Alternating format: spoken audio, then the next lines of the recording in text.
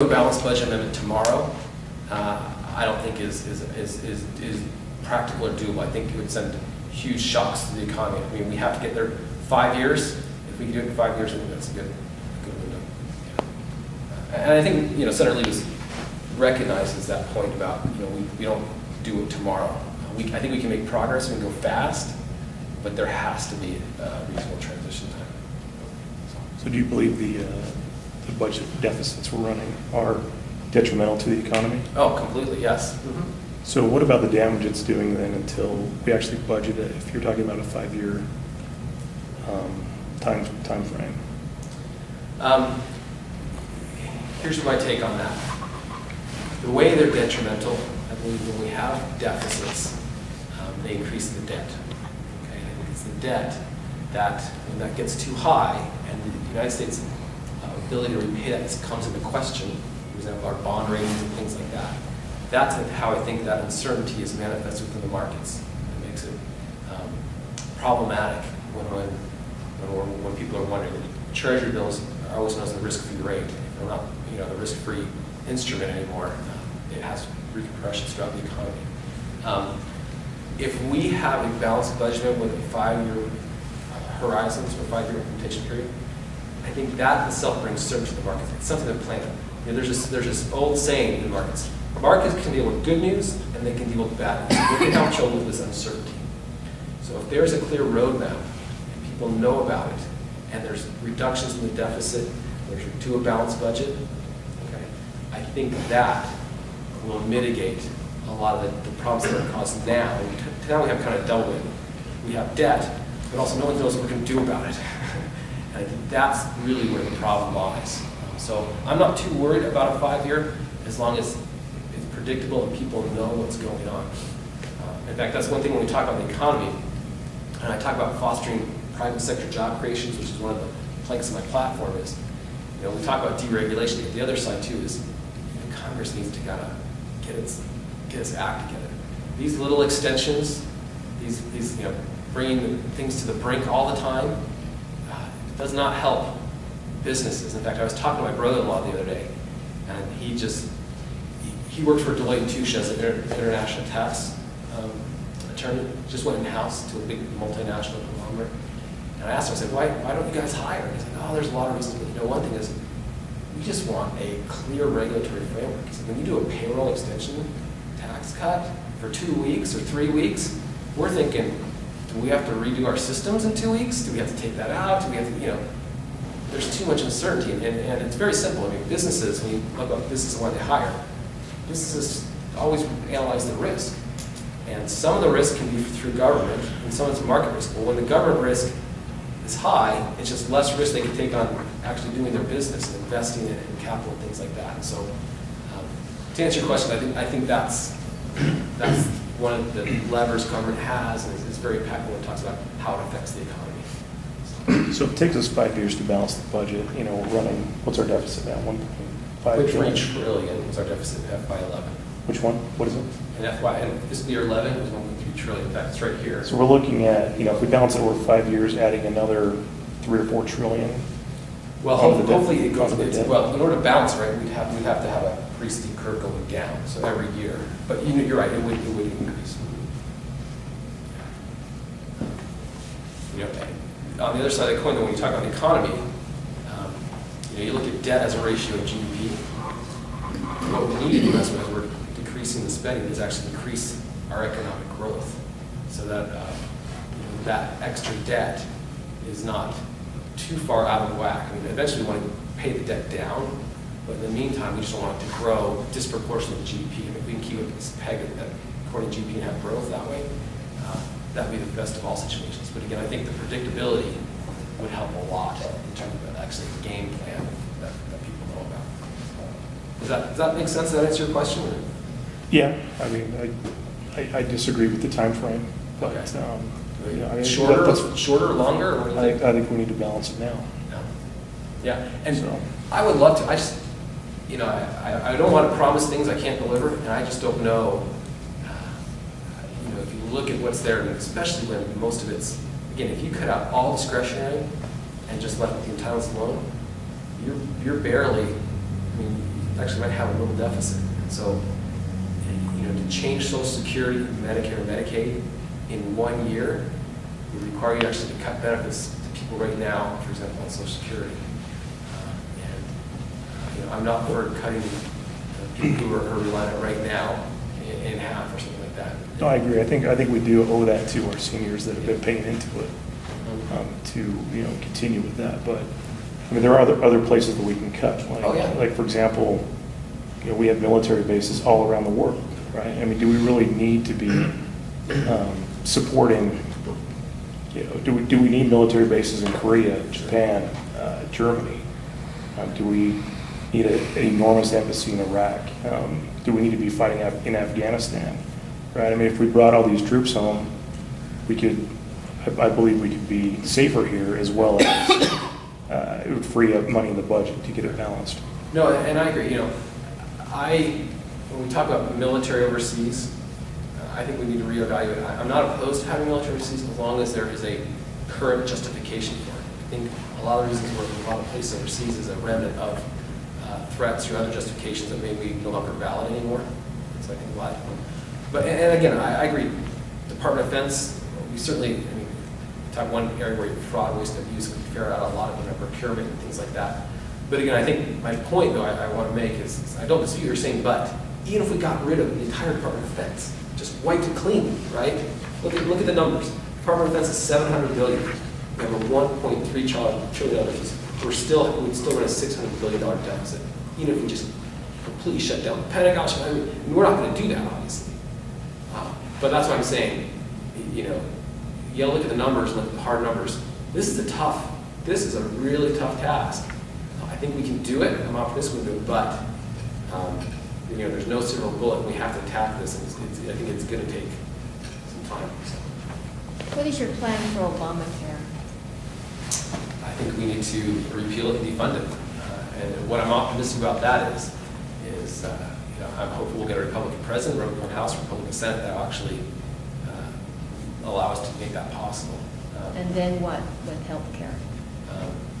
Well, healthcare is interesting because I believe a lot of our healthcare structure in the United States is driven in part by Medicare. I mean, if you look at hospital revenues and where they get their money and things like that, a large portion of these is Medicare.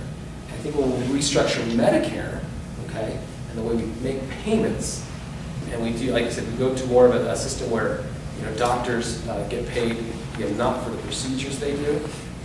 It helps control costs. They get paid for the health, taking care of the patient, the health of the patient. I think for healthcare, you got to do two things. I don't think access to healthcare is the problem. Everyone focus on access. I think the key is the costs. We've got to work on healthcare costs. And my plan and the way we restructure the payment system helps get you there. I also think you got to look at the supply side, right? You talk about how you do costs.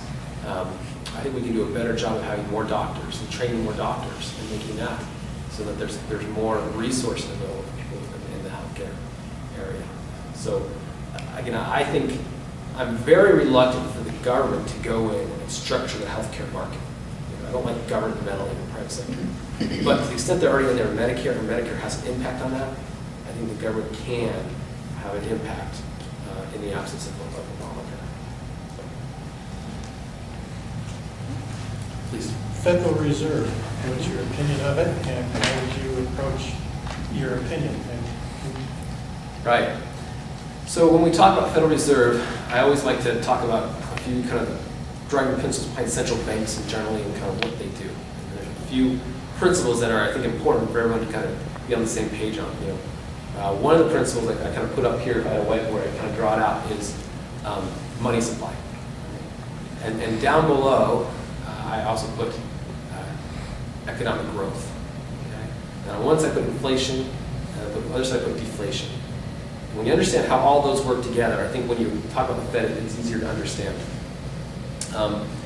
The fear, and I know a lot of criticism of the Fed is, they just print money and put in the system, and then my money's devalued, and who are they to control it, right?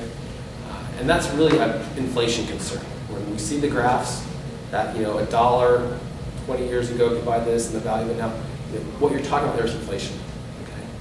Inflation is caused principally by more money than economic growth or growth in the economy, right? Meaning there's more money for the same goods and services. And that means you have more money to spend on the same product, so to speak, right? And that's inflation, and that's what's happening. We got to realize the other side of the coin too, though. Deflation. What's deflation? That's when we have less money and greater economic growth. The easy way to think about it is, population. If you have more people, right, with the same amount of money, right, prices will go down. Deflation is just as bad as inflation. Deflation is very problematic because it tends people to hoard their money, meaning that if I keep my money in my bank, it'll be worth more in 2 months. It'll be worth more. I could buy more in 3 months or 4 months, right? Well, that has a negative effect on investment. Businesses they freeze up and there's some problems. So when we talk about the Fed, ideally, in an ideal world, we want the money supply to match the economic growth so that prices are always the same. Okay? I've heard people go to the gold and say we need to go to the gold standard. I'm not a proponent of that. For the simple reason is it freezes the money supply and has problematic effects when economic growth happens. Also, when you talk about gold, you have to talk about where it gets its value. And the value proposition is the same with fiat money. It's the supply and demand. And I worry too that we don't know where all the supply is. Right now, we're so beholden to China in terms of our debt. If the biggest gold supply in China comes about tomorrow, they discover something that really could affect us, right? So I'm not a proponent for the gold standard. But I also recognize that there are problems with the Fed. I'm in support of an audit of the Fed so we know exactly what's going on.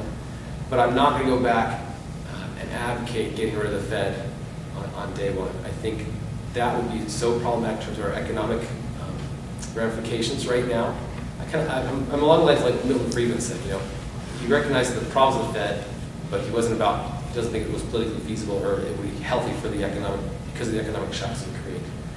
I think what we do is we audit the Fed and we actually revisit how we make sure the money supply is tapped with the growth so that there is no inflation in terms of a pernicious inflation that devalues money, as well as no deflation as well. Right now, the Fed has a dual mandate to control inflation and employment.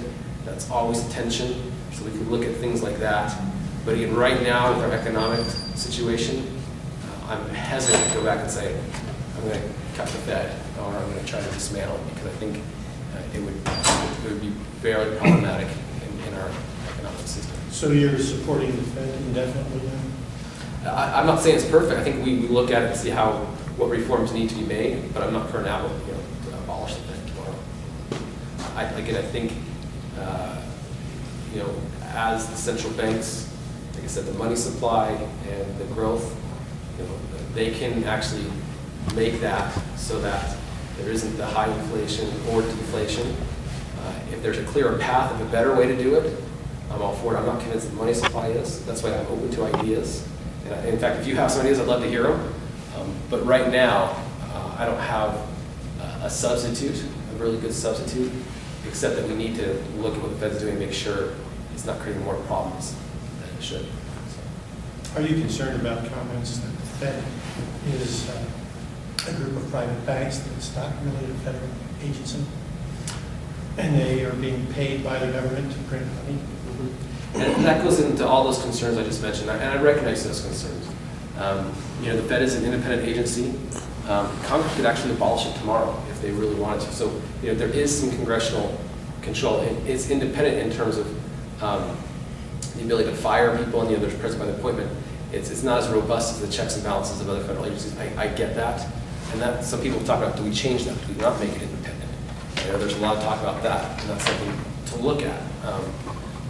In terms of, it's made up of the different regional banks or the shareholders of the Fed, and I understand that, and that's why I think an audit's important.